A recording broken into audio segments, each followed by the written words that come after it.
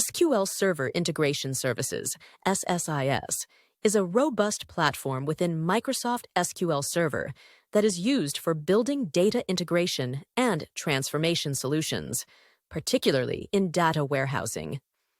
SSIS plays a critical role in the extract, transform, load ETL process, where it allows you to extract data from various sources, such as databases, flat files, and cloud services.